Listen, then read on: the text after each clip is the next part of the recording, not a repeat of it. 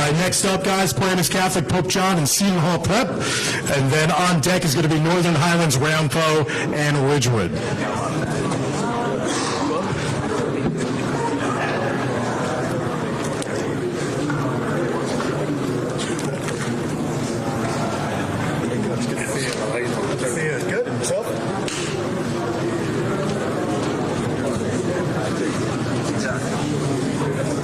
Good luck, guys. See you, brother.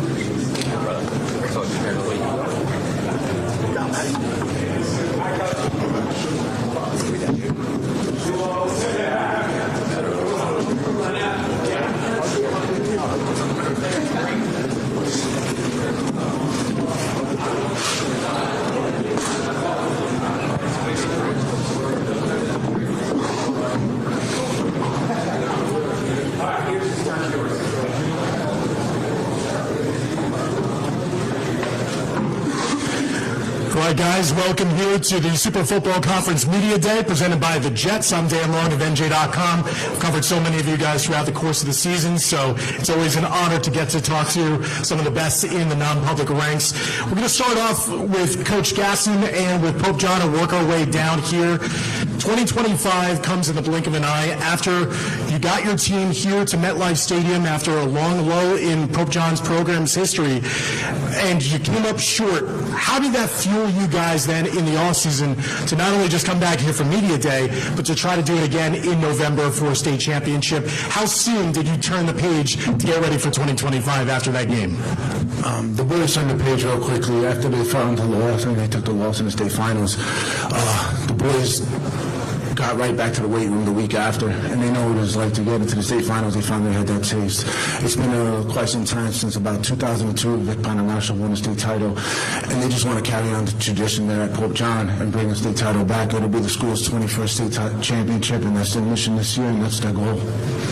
Guys, for what Coach just said, how did last year and the successes, and it was an up and down season for you guys, but you still got hot when it mattered the most. How does that then fuel you going in here to 2025 as the team leaders?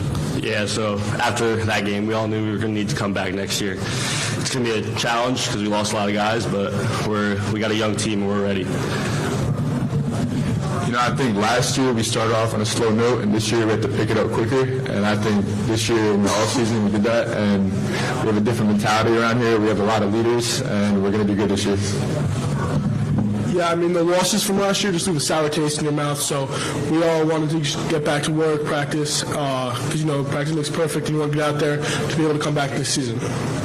For Seton Hall Prep, a storied program, how does last year help fuel you to get ready as the leaders in 2025 and to turn the page from last year and know that no one's going to be feeling sorry for you as part of this epic Super Football Conference?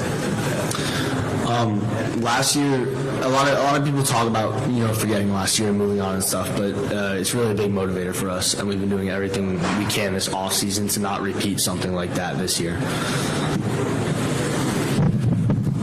As he said, it's a really big motivator for us. Like, just throughout the off season, everybody had that really sour taste in their mouth, and we just don't want to feel that again. So we've all been working on all sides of the ball to just make sure that that doesn't happen again. Yeah, I think after last season, like, no one wants that to happen, expects that to happen again. Everyone wants to hold themselves accountable this offseason. We have way more leaders, way more leadership, and, you know, we're ready. We're not going to let that happen. Coach, you're synonymous with winning programs, with winning seasons, to go deep in a postseason. How do you learn from last year and with your coaching staff try to see how to correct those mistakes and grow better and stronger as a team?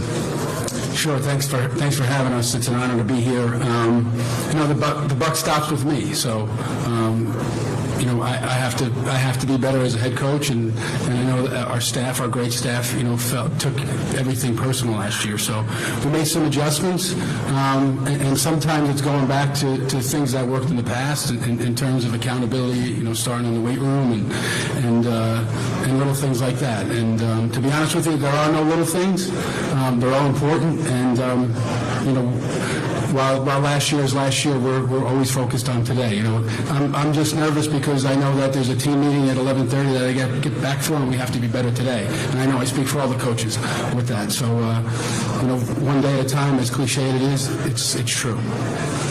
Coach, for your Paramus Catholic Paladins, the same thing. You grow in ebbs and flows. You have a young team, and then you're gaining experience. You have to do it against some of the best competition in all of New Jersey week in and week out. How do you learn from last year's 4-win season and build that to possibly play for a state championship here at MetLife?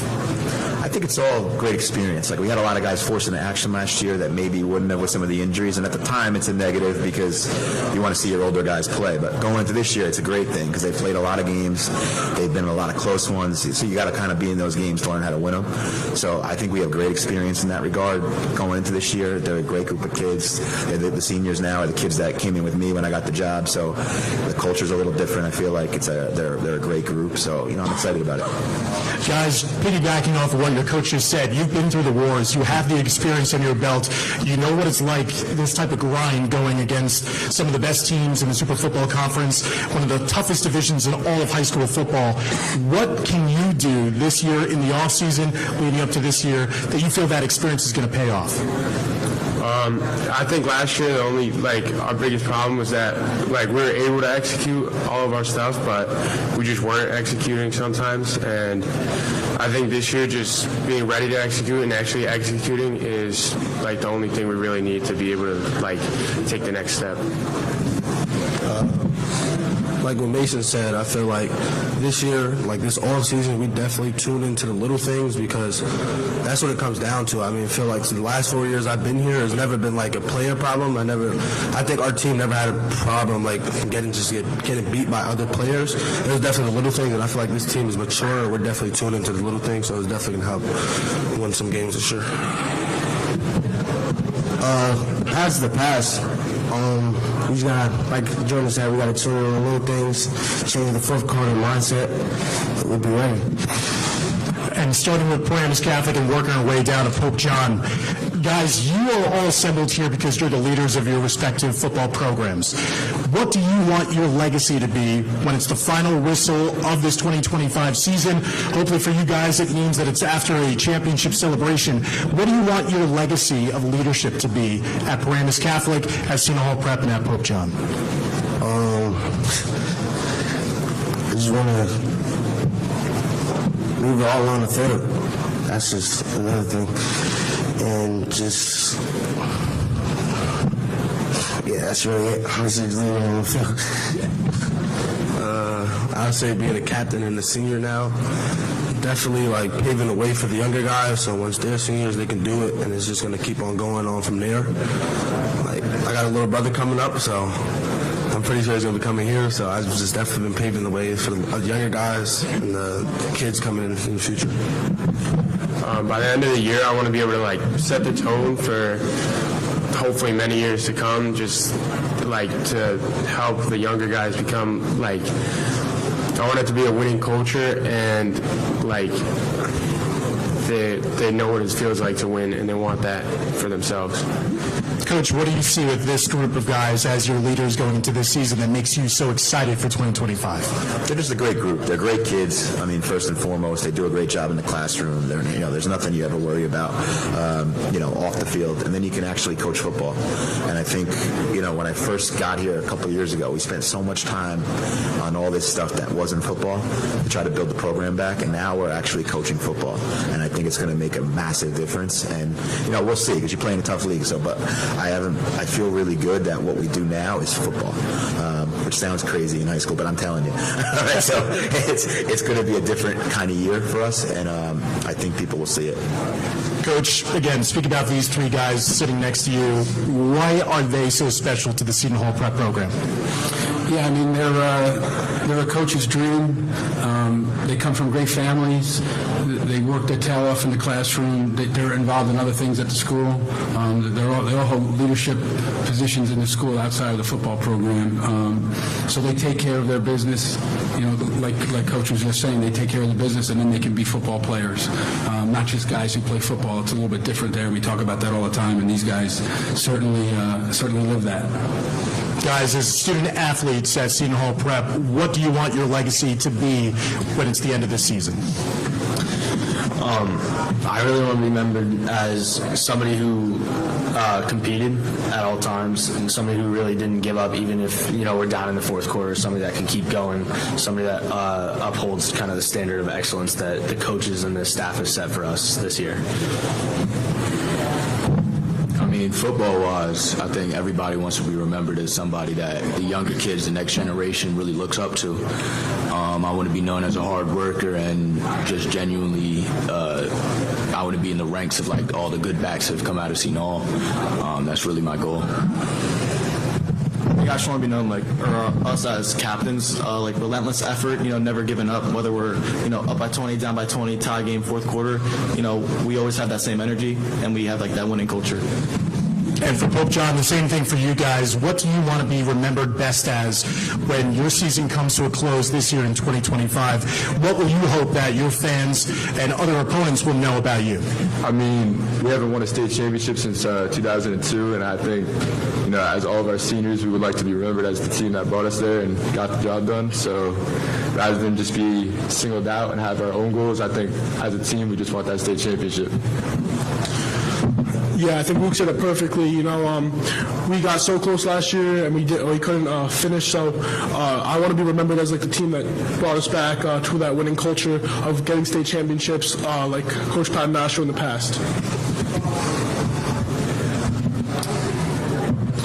I want the team to leave our mark for everyone else who comes through Pope John, just to show what it takes to be a Pope John Lion. And Coach, what makes these three guys so special to you as the leaders of this year's team? They're an example of the Pope John community. What has been said before me, we're in a unique situation with the fact that we have a junior Lions program. We're like some of the great public schools in the state of New Jersey, that we have a youth program, and our kids are actively involved in our program, that the kids grow through our system, and they're like Sean Bauman, Quentin Giacchi, and the majority of the rest of my seniors all came through Pope John since 3rd and 4th grade, and they've been in our program, and they understand the rich history. Giacchi and his uncles have all played for Vic Paternoster, so they understand the standard of the school and the success of the school. The all-time winningest coach with 373 wins. They just want to bring that tradition back to Pope John and then bring back the legacy. Well, thank you very much, guys. Everybody assembled here. Best of luck this 2025 season. Stay healthy, have fun, and enjoy yourselves, guys. Thanks for joining us here today. Next up, it's going to be Northern Highlands.